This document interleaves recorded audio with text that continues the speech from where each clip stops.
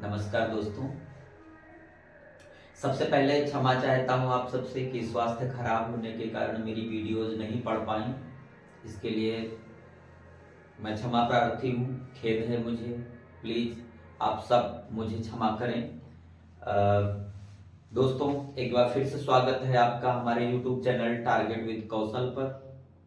आजकल हम हिंदी व्याकरण को पढ़ रहे हैं और हिंदी में आज का हमारा जो चैप्टर है वो है अनेक शब्दों के लिए एक शब्द, जिसमें हम कुछ शब्द लेकर के आए हैं जो अधिकांशतः प्रतियोगी परीक्षाओं में पूछे जाते हैं।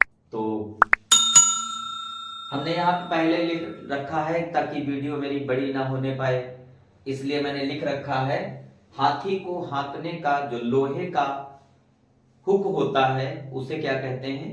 तो उसे अंकुश कहते हैं। हाथी को हाँकने का लोहे का हुक क्या कहलाता है?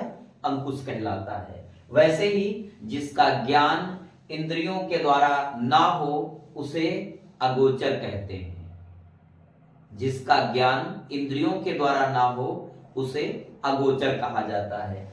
तीसरा शब्द है मेरा, जो बूढ़ा ना हो उसे अजर कहते हैं। जो बूढ़ा ना हो उसे अजर कहा जाता है। और फिर है सीमा का अनुचित उल्लंघन। किसी सीमा का जब कोई अनुचित उल्लंघन कर रहा हो तो उसको अतिक्रमण कहा जाता है।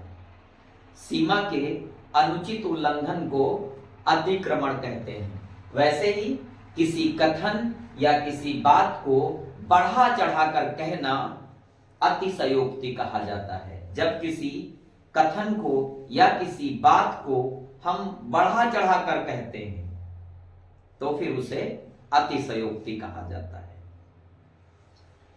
जो दबाया ना जा सके उसके लिए एक शब्द है अदम्य। जिसे दबाया ना जा सके उसके लिए एक शब्द अदम्य है। वैसे ही विधानमंडल द्वारा पारित या स्वीकृत जो नियम है उसे हम अधिनियम कहते हैं। एक बार फिर से समझिए, विधानमंडल द्वारा पारित या स्वीकृत नियम को हम अधिनियम कहते हैं। किसी पक्ष का समर्थन करने वाला अधिवक्ता कहलाता है। हम लोग जब किसी मुकदमे की पैरवी करनी होती है तो हम लोग किसी अधिवक्ता को नियुक्त करते हैं, अपना वकील निर्धारित करते हैं जो हमारा पक्ष रखता है, हमारे केस की पैरवी करता है। तो किसी पक्ष का समर्थन करने वाले व्यक्ति को क्या कहा जाता है? अधिवक्ता कहा जाता है। वहीं नीचे की ओर मुख किए हुए उसको क्या कहेंगे? अधोमुख कहेंगे।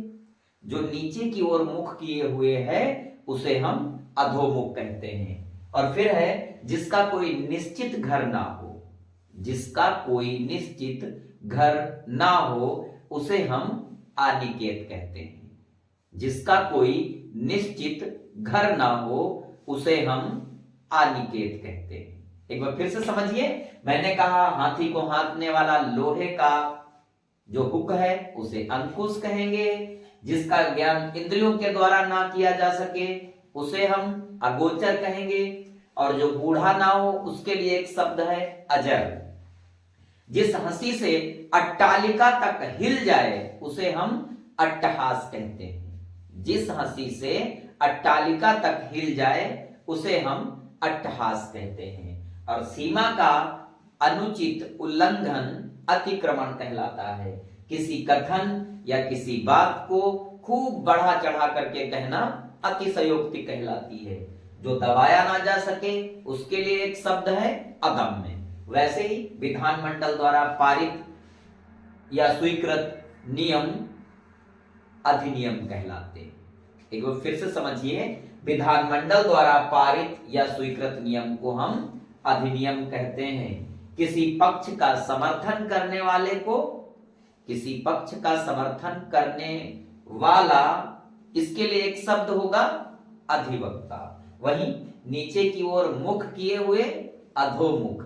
और जिसका कोई निश्चित घर ना हो उसे हम अनिकेत कहते हैं। तो ठीक है दोस्तों, हमारा कल का प्रश्न है, आप लोग हमें कमेंट में बताएंगे कि जो हाथ में पकड़कर हथियार चलाया जाता है उसे क्या कहा जाता है। दोस्तों, आज के लिए इतना ही।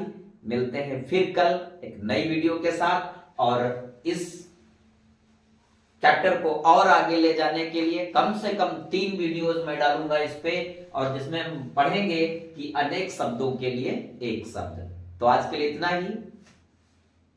आप लोग ज्यादा से ज्यादा वीडियो को लाइक करें, शेयर करें और कमेंट करें, और चैनल पे पहली बार आए हैं तो प्लीज चैनल को सब्सक्राइब करें, और हाँ, बेल आइकन को दबाना बिल्कुल ना भूलिए, ताकि मेरी हर वीडियो तुम तक पहुंचे सबसे पहले। नमस्कार।